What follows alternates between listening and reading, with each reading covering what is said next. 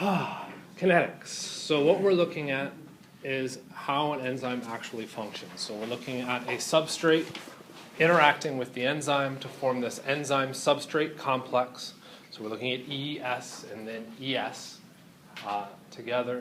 And then that enzyme substrate complex can either fall apart and form products and the free enzyme, or it can fall apart and go back to where we started. We've got the substrate where nothing's changed and the enzyme, okay, on its own.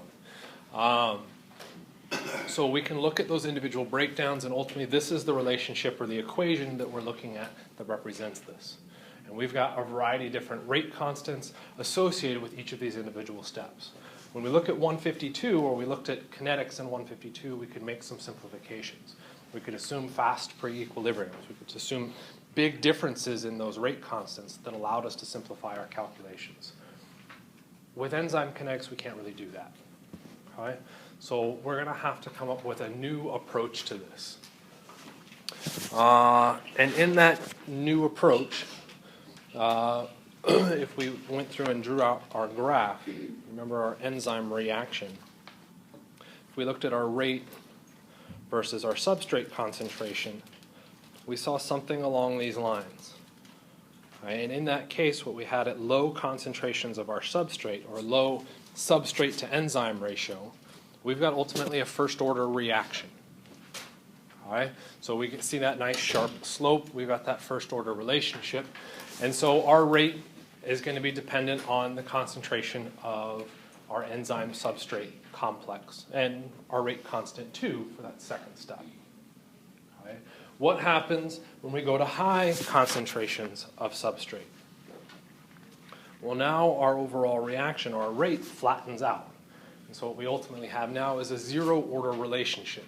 There is no dependence on the concentration of substrate with our rate. Because there's so much. And it's ultimately because there's so much. What's happened is we've completely overwhelmed the enzyme. There's so much more substrate there that the enzyme can't possibly turn over fast enough to address all of that substrate. Okay? So now when we change the concentration of substrate, we can't produce any more product any faster. So at high substrate concentrations, our rate is going to become dependent on not the enzyme substrate complex, but the total concentration of enzyme present. Okay? So the green line is the high substrate. Is our high substrate relationship. And so that's one of the things that makes this a little bit more difficult than 152, is that we have to generate some kind of expression that shows the relationship of both of these things in the exact same plot. Okay? So we have to find some way to equate these two relationships so we can get a single plot of data for our enzyme substrate reaction. All right? So we will come back to these two conditions, our high concentration and low concentration, for our rates. So if we look at our overall reaction and assume that we do achieve a steady state, what we're going to see is that certain rates are going to become constant or equal to each other. Okay? And remember, this isn't just the equilibrium in front. We're looking at the entire reaction. So if this does achieve kind of a steady state equilibrium, what we're going to center that around is the enzyme substrate concentration, or that enzyme substrate species. We can look at the rate of formation of the enzyme substrate, and we can look at the rate of dissociation of the enzyme substrate. Okay? Those two, we can say, are equal to each other. Okay, so that's what's happening once we've achieved this steady state. So we're looking at the balance of both of these reactions all as one big deal. Okay? Well, what's the rate of formation for our enzyme substrate complex? It's going to be dependent on K1 and concentration of enzyme and substrate. The concentration of both our enzyme and our substrate. So that goes back to our rate expressions. Come on now. Yeah, might as well. Let's let the computer realize it's not connected anymore. So our rate for the formation of the enzyme substrate complex is going to be our K1 times the concentration of our enzyme times the concentration of the substrate. The decomposition of the enzyme substrate, we've got two pathways. It can either decompose to form products, or it could decompose to form our substrate, our starting material. So what we end up with is two rates that are summing together to give us our rate of decomposition. Okay? Both of those are going to be dependent on our enzyme substrate concentration. Yes? Does the order of those two matter? Because in the book it says K minus 1 ES first. What's 2 plus 2? Or sorry, 2 plus 3? 5. What's 3 plus 2? Does the order of our addition matter? No. What was in K minus? Oh, it's absolute. Does that make sense? So it doesn't matter which way we do that addition. So we now have an expression that we could go through and work with to a certain extent. We can evaluate certain pieces of this. In theory, the substrate concentration we know. In theory, the enzyme concentration we know. That's going to become questionable here in a second. Why would we know both of those? We put them in there. We put them in there. So in theory, we know those two concentrations. Otherwise, it was a bit silly of an experiment. The one that we don't know is our enzyme substrate complex. Okay, that one's formed in situ. We have really very little control over that. That's just what's happening in our reaction. So what we're going to do is rearrange our equation. Okay? And in the hope, we're going to start to organize this into an interesting fashion. So first off, what we'll do is condense all of our concentrations to one side of the expression and get our rate constants all to the other side. Because we get separate units in that respect. When we go through and do that, we end up with this little expression. What is K2 or K minus 1 or K1? What are they all? Constant. Yeah, they're rate constants. A constant plus a constant is a constant divided by a constant is a constant. So we can simplify this expression down and say that all of those K2s can give us a new relationship. That new relationship is known as capital Km, which is the binding constant. Why did they decide K or capital K? Well, we are looking at what is effectively an equilibrium constant. Okay, the next piece of information is why the M. Because binding begins with M. Metabolic? Okay. Pretty sure the M is coming from Michaelis Menten.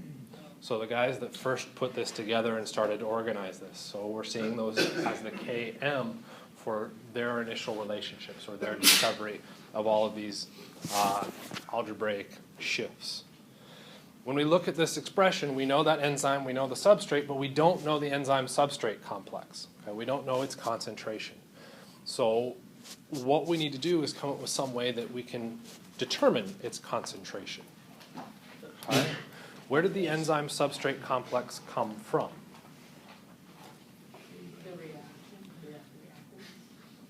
Kind of. The enzyme substrate came from our concentration of enzyme total. So depending on our concentration of substrate, we're going to have two possible versions of our enzyme. We're going to have the enzyme that's not bound to the substrate and the enzyme that's bound to our substrate. So we'll have some free enzyme and we'll have some enzyme substrate. The addition of those two should give us what? The total enzyme that we put into the reaction. So now instead of dealing with just E and ES, of course we're going to have to add a new one. That new one is going to be E total, the total enzyme concentration present. Okay? So we can come up with this neat little expression here that relates those. Why did we decide to solve for E and not E sub S or ES? Because you don't know when the substrate is going to bind to the enzyme. But we could determine its concentration as ES would be equal to our total enzyme minus our free enzyme, right? Okay. Why did they decide to do it that way? I don't really know, at least at this stage. But what can we do once we have that information? Well, we can now substitute this back into our expression. What ends up happening when we go through and doing that? We can start to set up a situation where our enzyme substrate can cancel out of our expression. Okay, potentially. We'll look at that here in a second. So probably what they ended up going through and doing, because I doubt anybody, well, I can't directly see how this algebra would propagate outwards. So they probably tried a bunch of different substitutions and eventually realized that, hey, I can actually start to simplify the expression later on, 3 steps down the road. Okay. For those of you kind of working this out, remember this is ultimately just the algebraic versions of this. It's not super critical to understand this part. What we really need to be able to get a hold of is what's our final relationship. Even within this doesn't help us out too much because we still don't know the enzyme substrate concentration. Okay? So what can we do? Well, let's solve for the enzyme substrate concentration. So we can rearrange our equation to now solve for it. We now have a way to determine the enzyme substrate concentration with respect to the total enzyme in our sample, the substrate concentration, our binding constant, and again our substrate. What is the T? T is total. Oh, total. The enzyme total, so it's, or you can think of it as an initial. We don't want to use I, because remember one of the hard parts about this is we're going to look at inhibitors. If we use I, that's going to start to overlap with abbreviations that we would use for inhibition. Okay. So we now have a way to consider our enzyme substrate complex. Why is this important? Well, in that previous slide, we were trying to solve for the rate for our reaction. At low concentrations of substrate, what was our rate dependent on?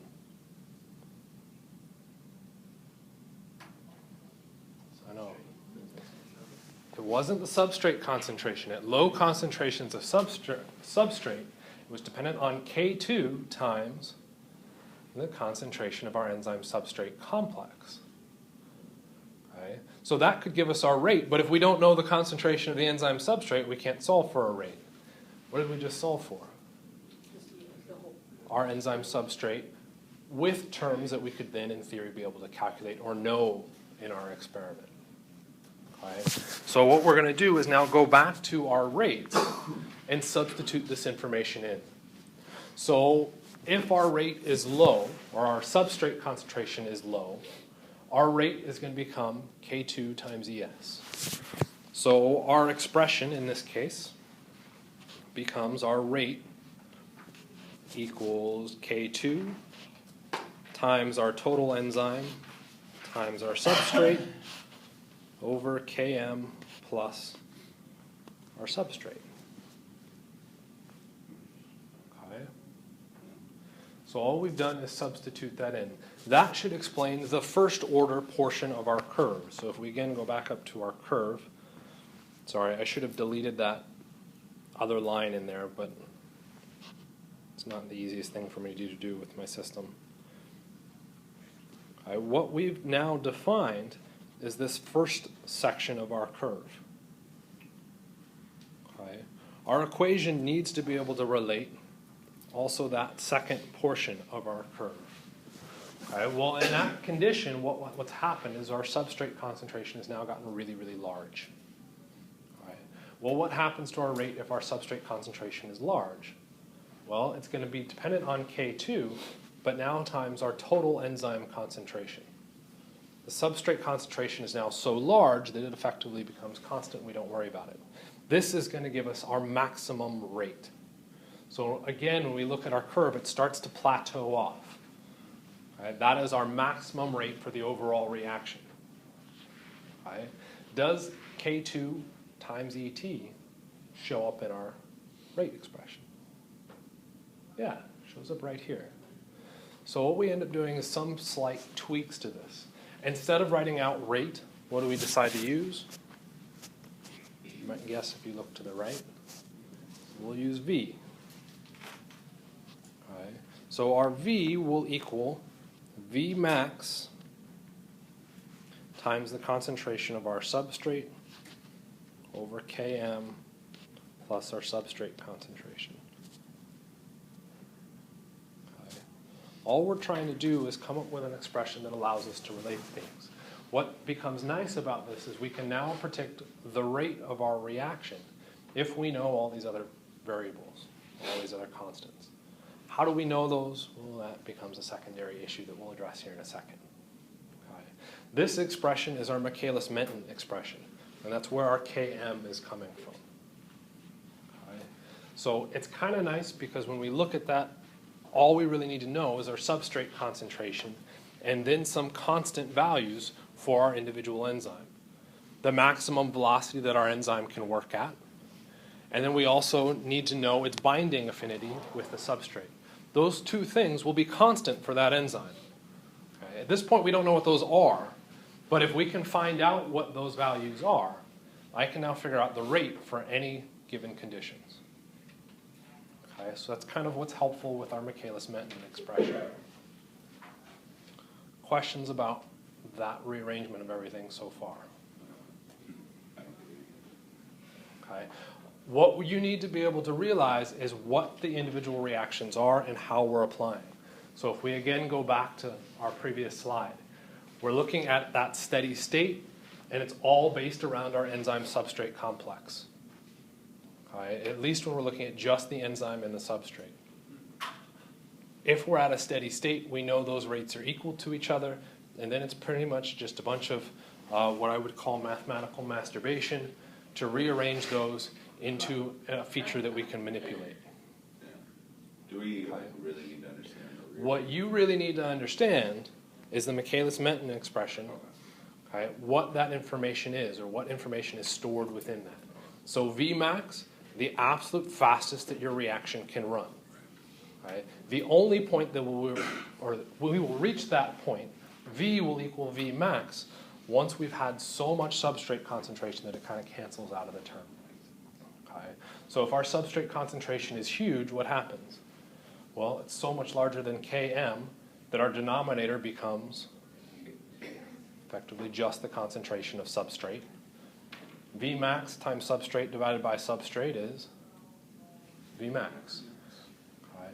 If our substrate concentration is really, really, really small, our rate is going to be dependent on the relationship between Vmax and Km.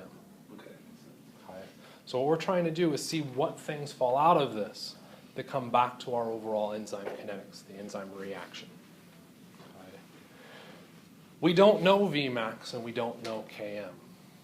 Okay. So if we think back to old school chemists, they don't have a computer to be able to plot all this data. And they can work out all the algebra, but how do we build an experiment that we can then determine all of these individual things? And that becomes a little bit trickier. Substrate concentration is something that we can absolutely determine. What other thing within that expression could we possibly find in an experiment?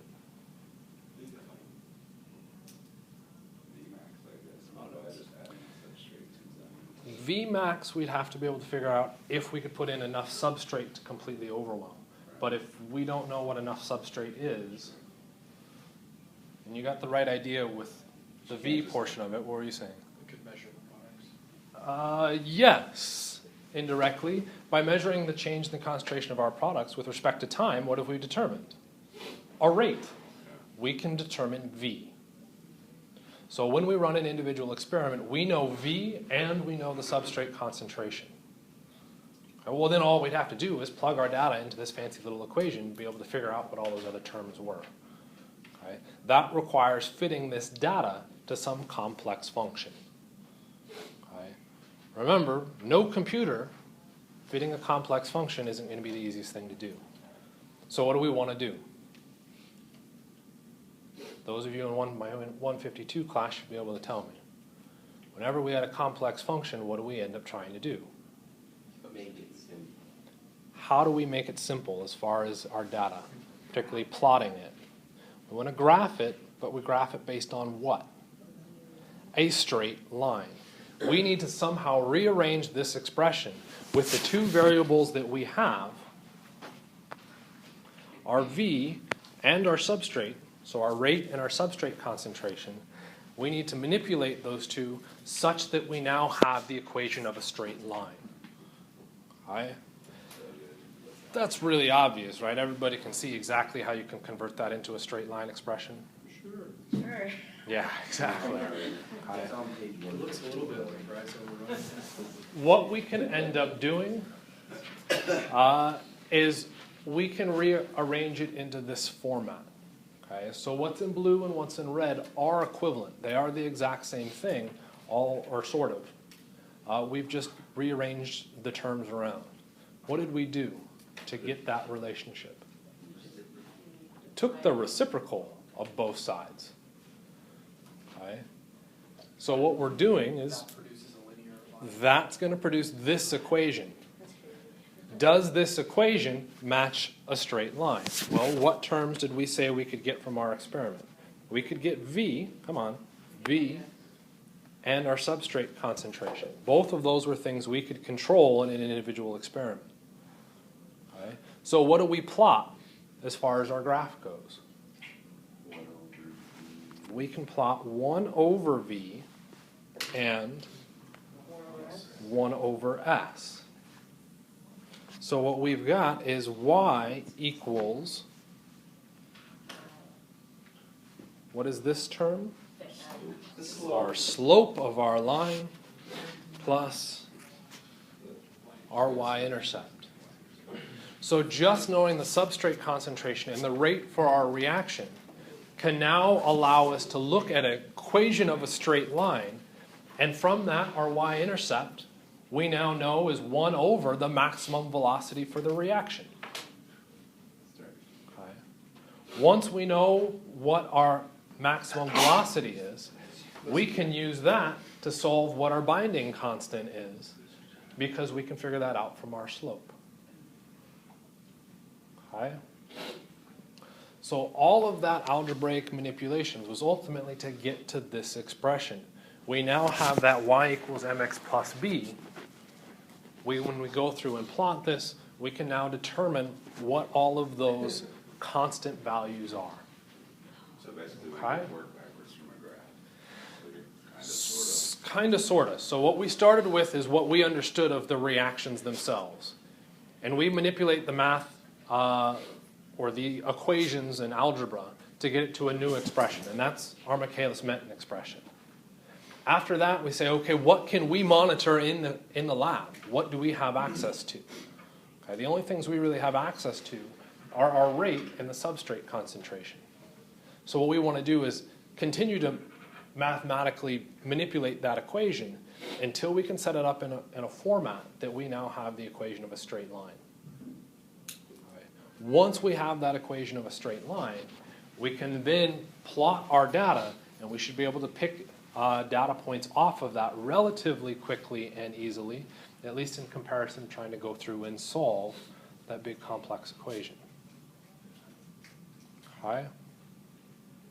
So this is ultimately an extremely advanced version of what you learned in 152. Okay. I know, it's a bit much to deal with and a bit much to manipulate. Okay, so what we need to be able to do is see what happens with this. Names. In red, we've got the Michaelis Menten equation. In blue, we have a Lineweaver-burke plot. Okay. As you might guess, it was probably one group of probably mathematicians manipulating the overall rates to get us what's in red. So there's our Michaelis Menten. And then probably someone experimentally was just playing around with data and was able to determine, my guess would be, We wanted to be able to use Excel, so they manipulated it. pretty close. 1 over v times some constant times 1 over the substrate plus our y-intercept.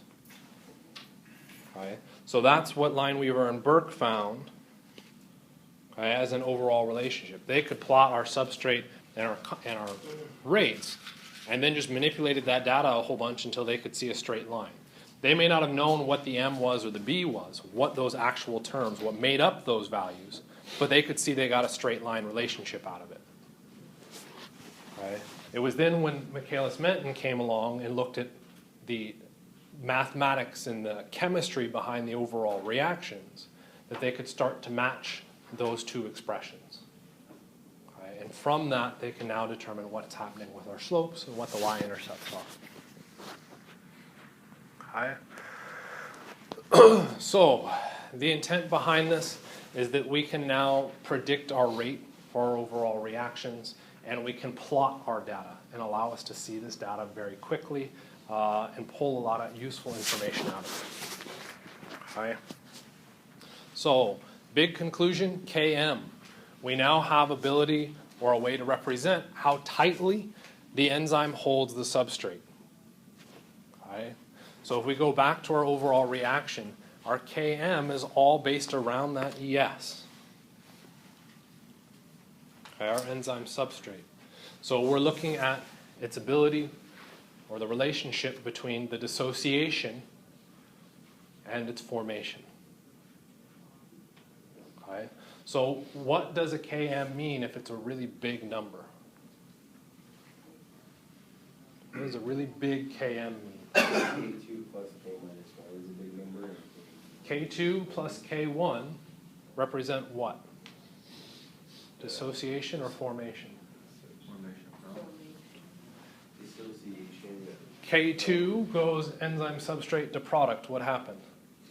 Formation. It formed the enzyme substrate. It forms. It formed product. What happened to the enzyme substrate for K2? It dissociated. K minus 1. What happened to the enzyme substrate for K minus 1? Dissociated. If I have a big Km, that means these two numbers are much bigger relative to K1. Which means what about the ability for the enzyme to hold the substrate? It doesn't hold it very well. Okay, it dissociates. It doesn't hold it very long. Because It doesn't hold it very well because it doesn't necessarily create product. K minus 1 goes back to substrate. Okay, so it doesn't bind it very tightly. It says nothing about the formation of the product necessarily. Okay?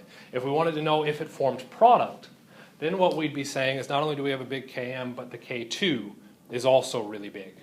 Okay? So just a big Km doesn't necessarily tell us that it forms product or not. It just says that it doesn't hold very tightly. The enzyme and substrate don't have a big affinity for each other.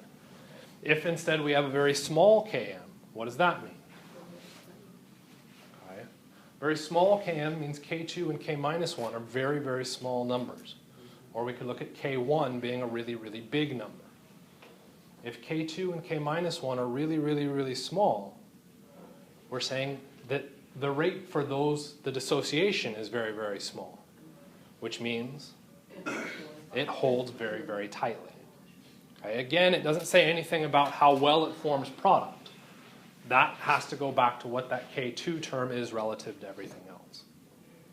Okay, so our Km is just a binding constant.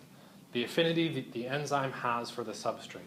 It's kind of like the same thing like the hemoglobin and stuff. Like how it ends up oxygen. It goes back to your equilibrium, or wait, sorry, what did you say? About like hemoglobin and myoglobin.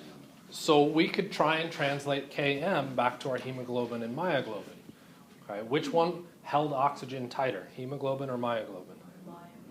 Myoglobin. Which one has the bigger Km? Hemoglobin. Hemoglobin, because it doesn't bind as tightly.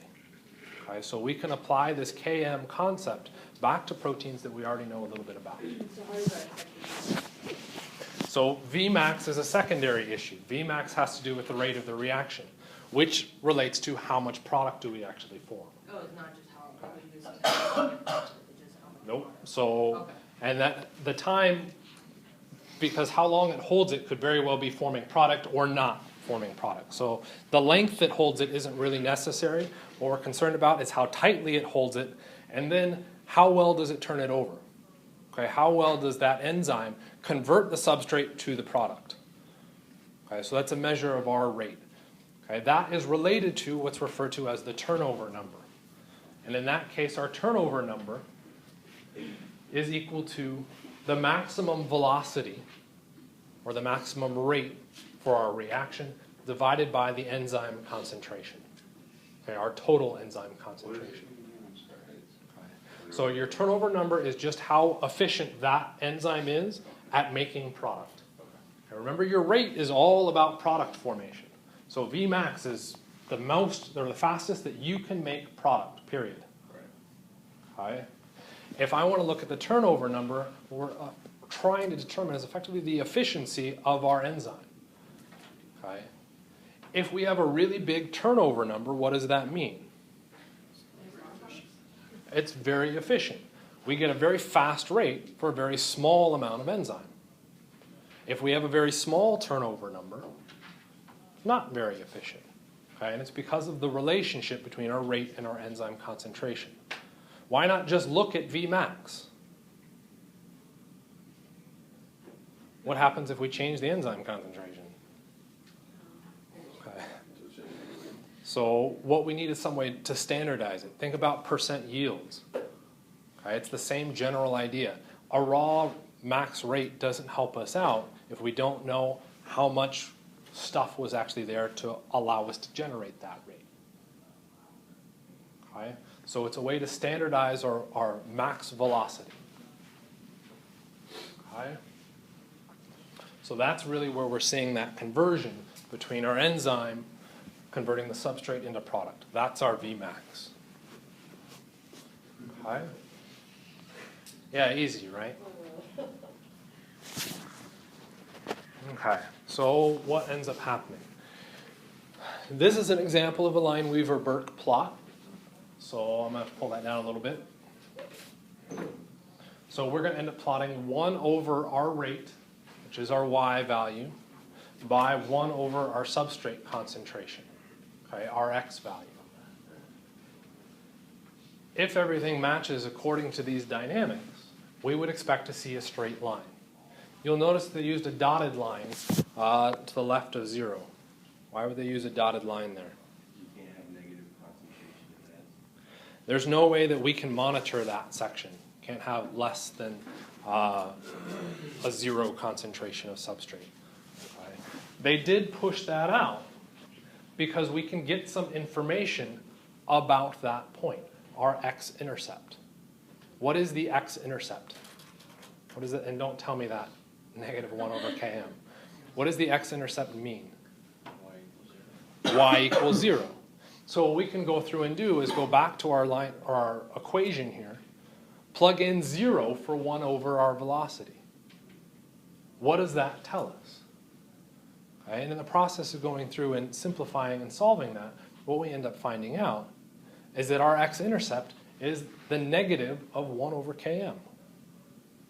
So if I go through and plot this information out, I can determine what km is by looking at the x-intercept. Okay. How would we determine it other than using the x-intercept? Just a slope. No. Related to the slope, yes. What's our slope? Km over Vmax. So if I didn't plot out my x-intercept, okay, how could I figure out Km? Figure out what Vmax is and my slope, and then I can manipulate those two to get what Km was. So Km can either be solved for by looking at the x-intercept, or it can be solved for by looking at the slope, as long as you know what Vmax is. Well, if you're given this graph, can you figure out what Vmax is?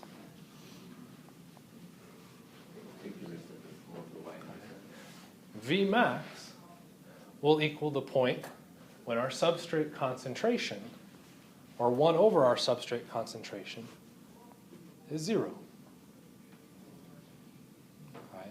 The rate of or 1 over our rate, okay, will equal our Vmax when x equals 0, also known as the y-intercept. Okay. So we can use the y-intercept to determine what 1 over Vmax is. Okay, so all sorts of information can be buried within the mathematics on this. Okay, as you might guess, it's a lot of fun, sarcastically, to go through and manipulate these equations to determine this information. Okay. You are responsible for being able to do that. Sapling will ask you to do this. So you'll see a bunch of different expressions within Sapling or problems. I'm pretty sure you start off with one generating a curve like this. Okay? And there's a couple different versions of it. They give you a whole bunch of data. Okay? They'll give you the concentration of your substrate and the rate for the reaction. If we were going to try and determine the binding constant for that reaction or the maximum velocity, we would need to take that data and convert it into a Lineweaver-burke plot. Okay? How do we take that data and convert it into a Lineweaver-burke plot? If you know the concentration and you know the rate, convert the rate to 1 over the rate convert the concentration to 1 over the substrate concentration, and then plot the data. Okay? All sorts of fun plotting with this. For those of you in lab, guess what one of your labs is? Doing this beginning to end. Those of you in lecture are lucky enough that you get to dodge most of that and you just see a few problems on it in sampling. Okay? Questions about this? No, can't skip it. Okay?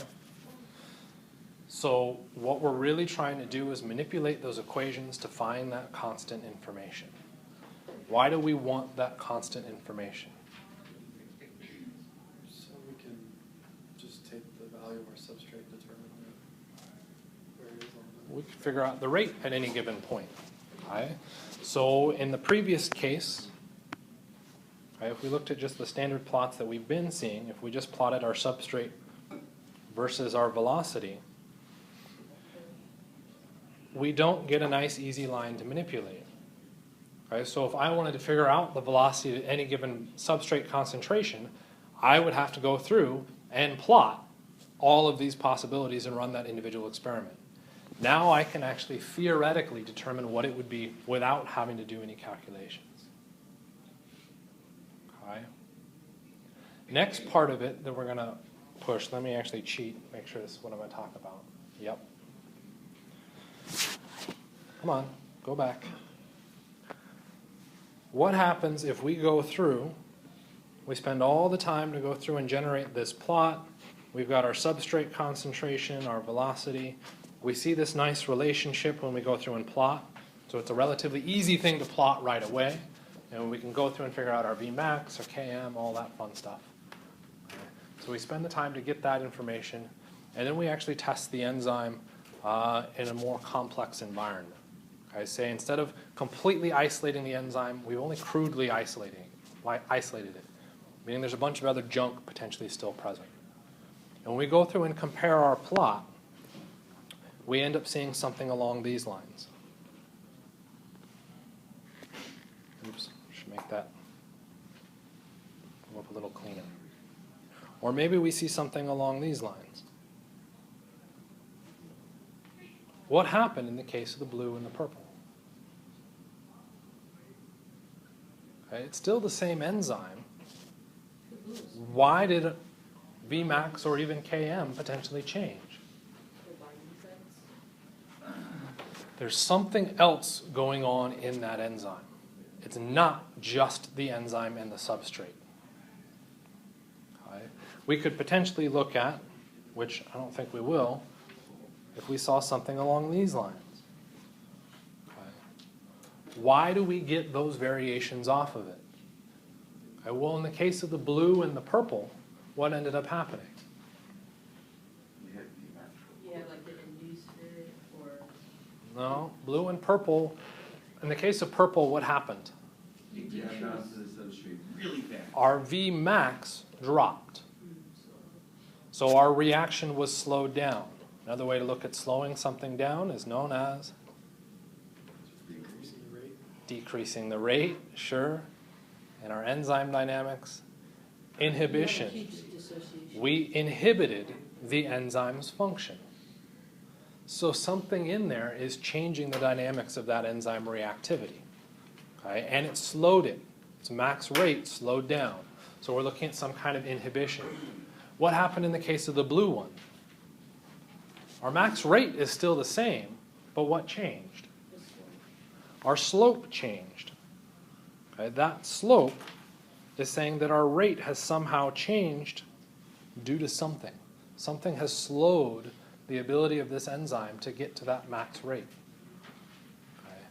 If we've again slowed the reaction down, we're looking at again some kind of inhibition. What happened in the case of the green? Compared to our red. Sped it up. Something sped it up. It got to Vmax much quicker. So what happened in the case of green?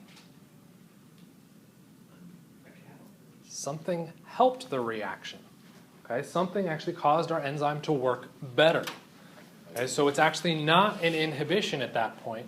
What we're probably looking at is something known as our allosteric effect, speeding the reaction. Okay?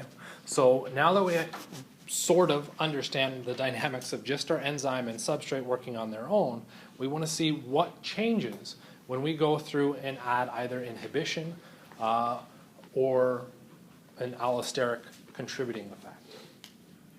Okay? And what would the results be out of that? So, as far as our inhibition goes, there are first off two different types, two primary types, reversible and irreversible. Which one do you think we'll talk about? Reversible. Reversible. Why not the irreversible? You don't care about that one, Okay, why would we not care about that one? Because it doesn't have a K-1. Okay, that's going to completely shut down our enzyme permanently and prevent it from functioning. Okay? No homeostasis. In living things, what do we have typically? Hopefully homeostasis. So most living things aren't going to function with irreversible enzymes. Maybe that's something that we want to do in, say, the case of cancer. Okay? We want to completely prevent a particular enzyme within cells that we don't want to live. Okay? But as far as understanding the biology of it, we're going to stick with the reversible inhibitions. And this is what we talked about already. There's 3 different types. And I know these slides didn't get posted till really late last night, but they are up there now. All right? So 3 primary categories: competitive, non-competitive, and uncompetitive. All right? And officially mixed non-competitive. These are 3 different things, and each of these will affect the overall dynamics of that reaction. So ultimately, Km and Vmax to differing features or differing methods. In the case of the competitive inhibition, what's going to happen is that that inhibitor, in this case our little orange guy, is going to act as our competitive inhibitor. Okay? It's competitive because it's competing with the substrate for the active site, for where the reaction occurs. Once it binds to that active site, it now shuts down the enzyme, and the enzyme can't turn over more product. Why not? It's busy. You could say it's busy. That works. The substrate can't be there. The only way we can get product is the substrate needs to bind. Okay, so our enzyme is temporarily out of motion and it can't do anything. Okay, how is this going to affect our overall reactions? So our kinetic effect would be the next thing that we'd want to check. Okay, we're looking at 2 things, Vmax and Km. Vmax is the maximum velocity for our reaction. Why in competitive inhibition do we not see a change in Vmax? When did we achieve Vmax? Oversaturation. We've completely saturated the solution with tons and tons of substrate. Okay. Why does our Vmax not change in the competitive? Well, what we're saying is there's so much substrate that the odds that our substrate encounters the enzyme versus our inhibitor encountering the enzyme, much, much greater. So the net result at massive concentrations of substrate is that there is no inhibition, which means the maximum velocity should not change. So when we look at competitive inhibition, our Vmax is the exact same. It does not change. Okay, but if it's going to somehow inhibit the reaction, it's going to have to do something to the other deal. So what's happening is we're going to look at Km. It decreases the value for Km. To get a smaller Km, what did that mean? What was our Km? It means you're stuck. K2.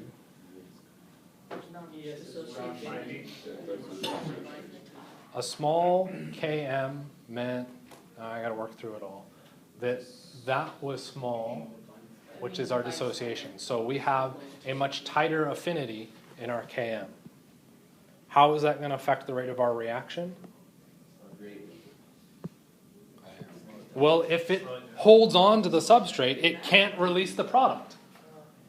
Which means what happens to the slope of our line? Our slope gets less steep.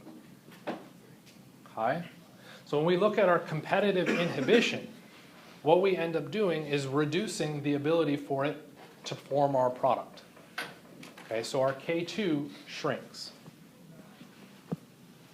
right? And ultimately our K1 minus 1 will also shrink. Okay?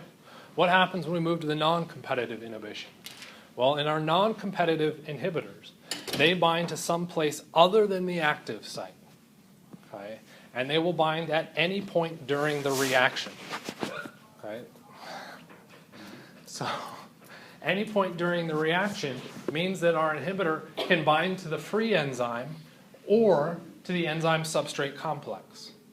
Okay? Which also means it can come on and off at those 2 points as well.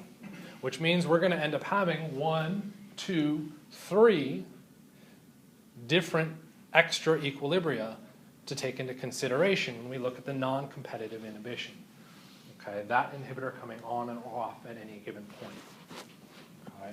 In the case of that non-competitive inhibitor, what it is doing is preventing turnover. It prevents the formation of our product, so it shuts down our enzyme effectively. Which means if we increase the substrate concentration, it doesn't matter. Okay, the substrate isn't competing with our inhibitor, which means increasing the substrate concentration isn't going to increase the velocity. Okay, which means our Vmax ultimately is going to shrink a little bit. Because what it's done, that inhibitor has prevented the enzyme from working, period. So effectively our enzyme concentration decreases, which means our Vmax decreases. What happens to the Km? Well, Km is looking at the affinity for our enzyme and our substrate and their relationship. Does our inhibitor react around the active site?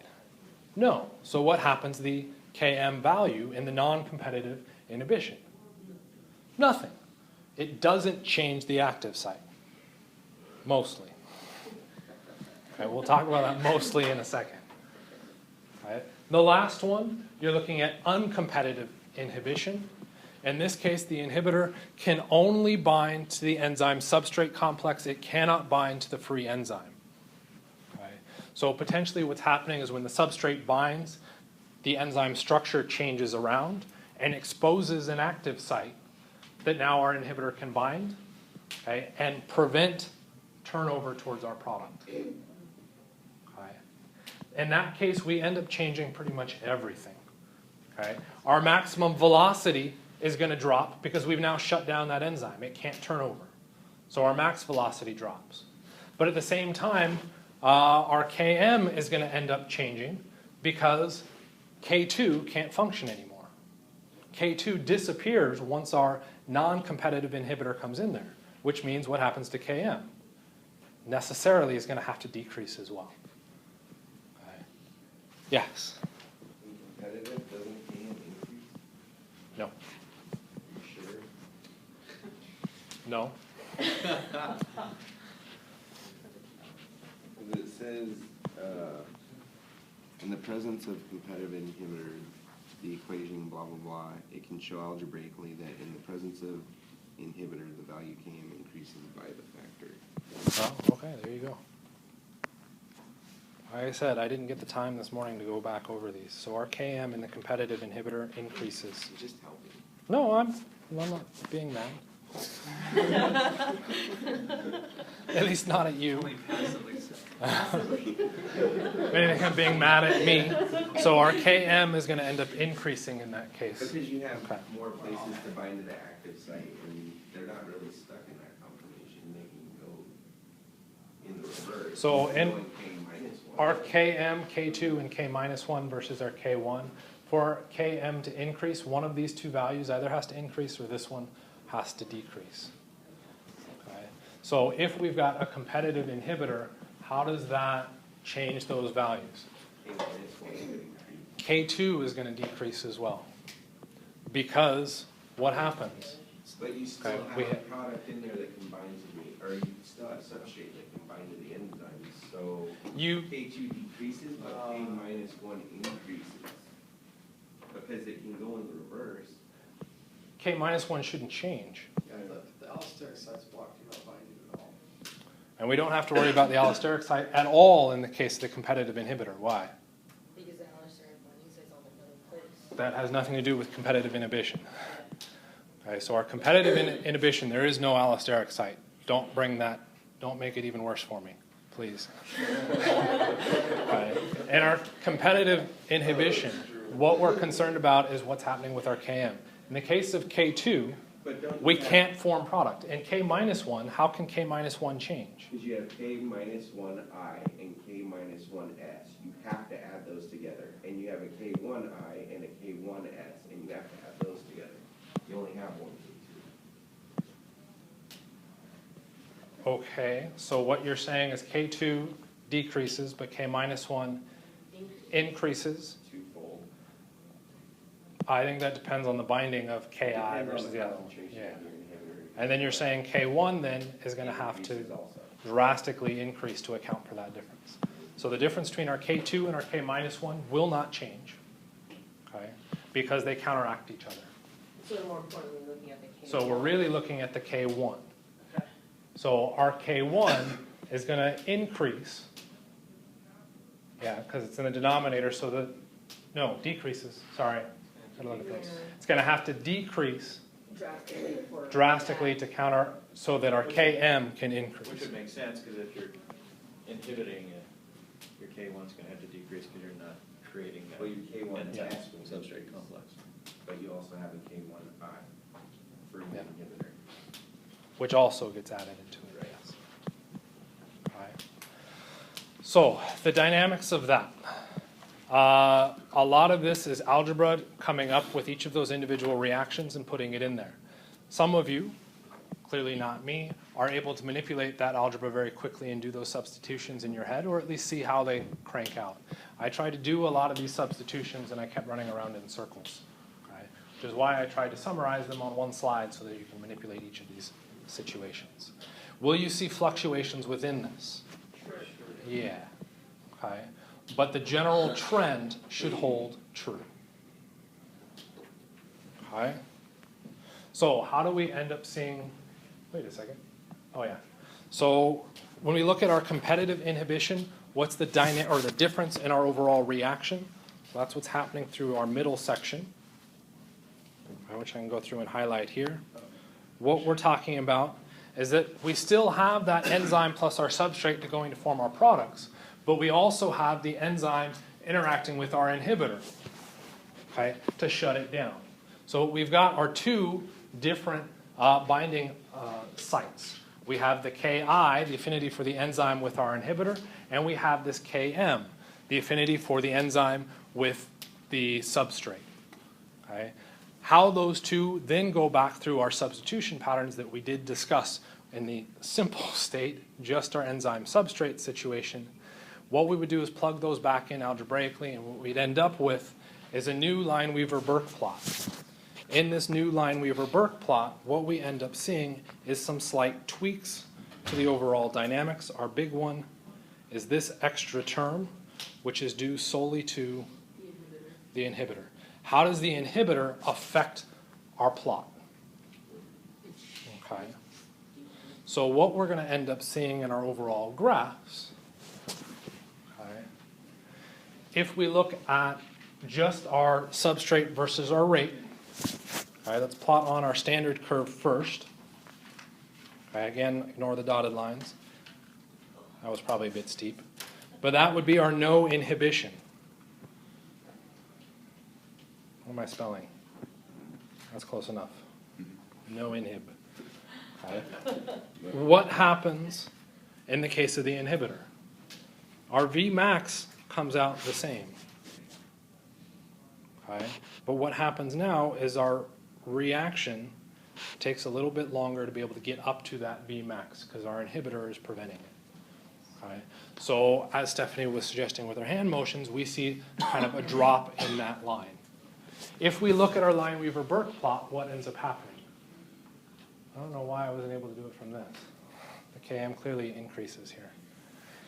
Okay, if we take a look at our graph, no inhibitor is shown in blue. Good thing I color-coded it. That was a joke, by the way. Our no inhibition is in our blue line. What happens when we add an inhibitor? The slope of that line increases. We still run through Vmax. Okay, so our Vmax point, which is our y-intercept, has to be exactly the same in the case of a competitive inhibitor. And the result is that if that slope changes, our x-intercept changes. The x-intercept gets smaller, which means what about the Km? Bigger. It has to get bigger. Okay? I'm going to blame copy-paste. I'm probably wrong on that. Which means our Km, down at that bottom where I nicely summarized it, increases. While you guys are in lab, I'll go through and tweak that and repost it. So I'll delete those slides and repost them. Okay. You're gonna wanna fix non-competitive also. The non-competitive, I thought I looked at a whole bunch. We'll come back to it. Not kidding. We'll come back to the non-competitive in a second. Because the non-competitive actually has two different dynamics that you've got to watch out for. The non-competitive, we have strict non-competitive, and we also have a mixed non-competitive. Okay. And the non-competitive inhibitor, just strictly non-competitive. Okay, nothing fancy with that. Our Km ends up being unchanged. You want to verify me on that? Okay, just checking. So our extra reaction dynamics, this is what I was saying, we've got our extra equilibrium popping up in our expression. Okay. So our inhibitor can bind either to the enzyme substrate, in which case we can't form our product. Okay. But we could then look at the substrate coming on or off of the enzyme substrate inhibitor complex, which is a new mechanism or a new equilibrium. Then we'd have our enzyme inhibitor complex, which could also dissociate or form from our free enzyme. So now instead of looking at just our single line across the top, we have this massive system of where our inhibitor can come through and can compete with our reaction or adjust the rates of our reaction. Okay? And that's because of that non-competitive inhibition. So when we go through and look at our not inhibited situations, what happens to our Vmax? Oh, that equation's way too complicated for me to even look at. So our Km is unchanged and our Vmax should decrease. What's wrong with the non-competitive? I think on the previous slide before you had it. Would Did you I? have all three listed? I have unchanged and decreased from the previous slide. Oh, you Unchanged. did it in different orders, you're funny. Did what in different I order? saw Km on the top and then Km on the bottom. Oh, I see. I was like, I had to have gotten at least one of them, right? Come on now. Okay. You fail. So fair trade. I screwed up one, you screwed up the other.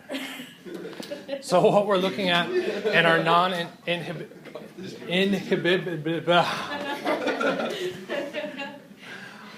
We still have our Km, which is our binding constant. We're still going to have our Vmax being related to our total enzyme concentration in K2.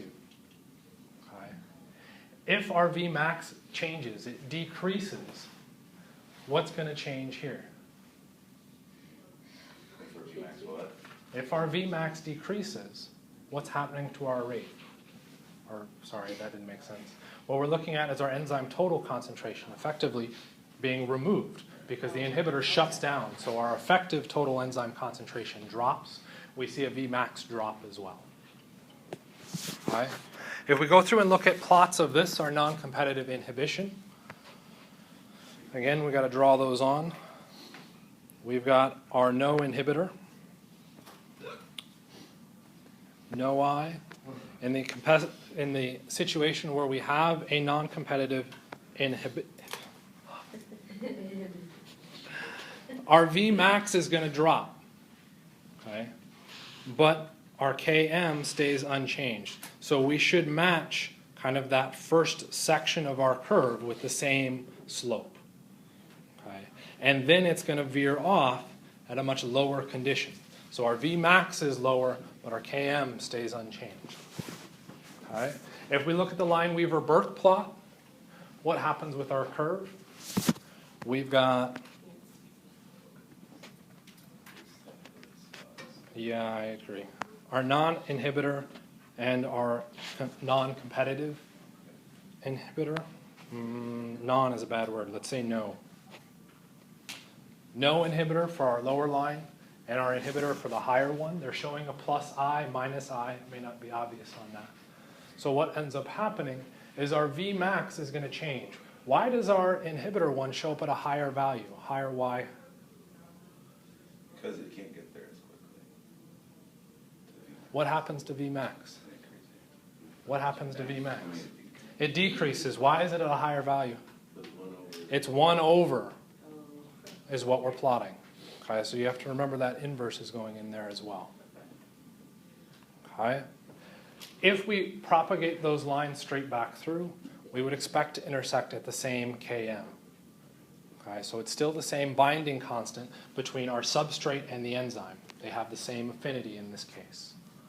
Okay. Is that always going to be the case? This is where we can run into kind of questionable areas. Think about the allosteric effects.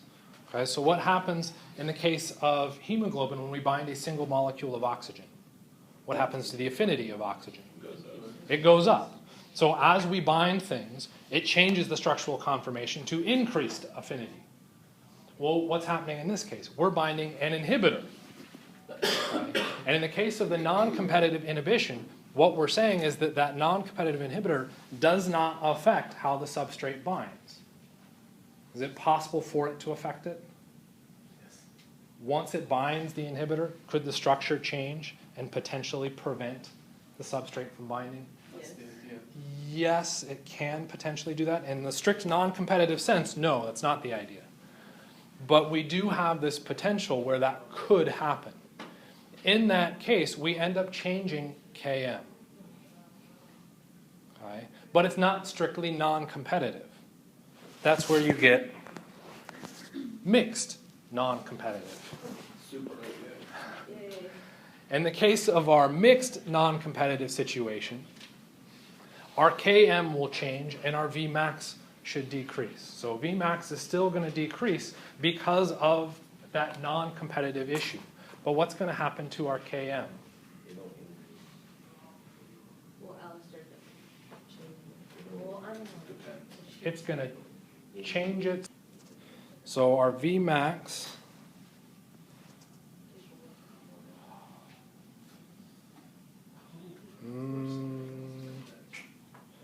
goes through. The substrate can So- bind in most cases. So In most cases. So, but this is where we have to be a little bit careful with that. You're right, but this is why I drew it. We would cross at the x-axis a little bit earlier, which means what happened to our Km? The Km had to get bigger. Okay? So we're still decreasing our Vmax. So we cross at the y-intercept at a higher value. And what ends up happening is we'll hit a slightly larger Km. So our Km, we can add that information instead of just changes. That was nice of me. Sorry. Our Km will end up increasing in this case. Okay? because you're in a mix, you're also using a Do I have- competitive inhibitor, right? Oh, I didn't bring that in there.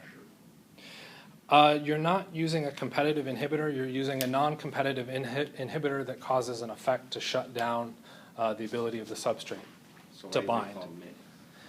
Because it's not binding to the active site. The competitive inhibitor is it binding to the active site. Your inhibitor does that.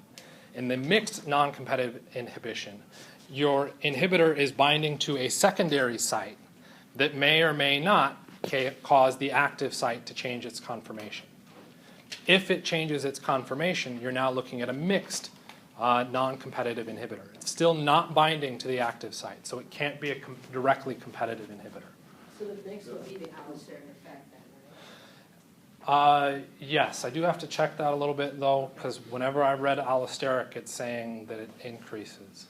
It makes things go faster. So the allosteric typically seems to add. So I have to verify what's going on with that. Could just be the slides I've been using don't have it properly addressed.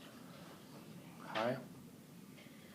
What's going to happen with all the mathematics behind this one? Well, now your Km changes, your Vmax changes. Trying to generate a plot out of that is going to be a big mess, which is the very last question on sapling. Okay. Deals with this mixed non-competitive inhibitor and what you would end up plotting.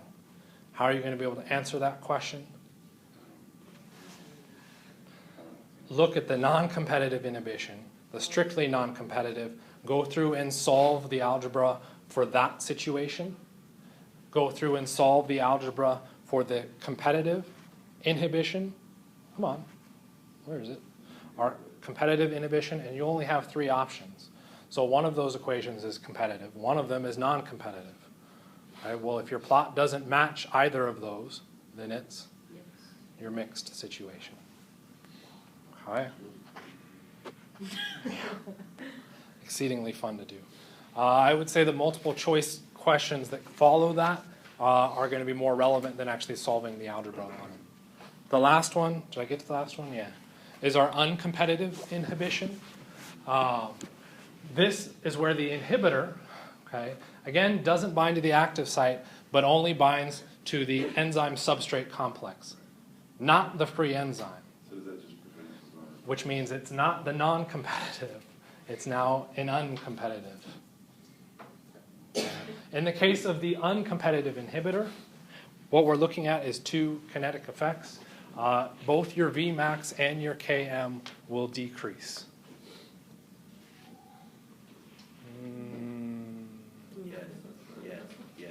It's all the plotting that's killing me. I have to go back and look at those. So we've got this overall reaction. Both your Km and Vmax will end up decreasing. The net result when you look at a plot, if we have no inhibitor in this case, come on, no inhibitor here, what happens? We end up with, I don't have the greatest plot here, but textbook slides didn't give me one. We end up with our uncompetitive inhibitor giving us a parallel line. Okay, so that's how that graph would end up plotting out. Okay, so we get that parallel to our no inhibition. So we've got all of these different features popping up within our curves. What you're going to be really responsible for is looking at those curves and being able to decide what things end up changing in each of those cases. Okay? So Sapling does ask a bunch of questions going back to both plotting your standard enzyme kinetics and then also looking a little bit at these inhibition plots. And I think that's the last slide, which is appropriately timed. Yes. Okay? So that is all the mathematics behind our inhibition. What we're going to be looking at on Thursday is now chapter 7, which will step away from the mathematics, but it's still going to be just as brutal with what each of these things end up doing. Okay? I'm trying to simplify these as best as possible. That's what the graphs were all for, so that you can see what's happening within each of those graphs, so that when you see them on Sapling, you can say, oh, that's this method, or this inhibition, or this inhibition. You don't have to look at the exact values. Okay? Hopefully that helps. You should be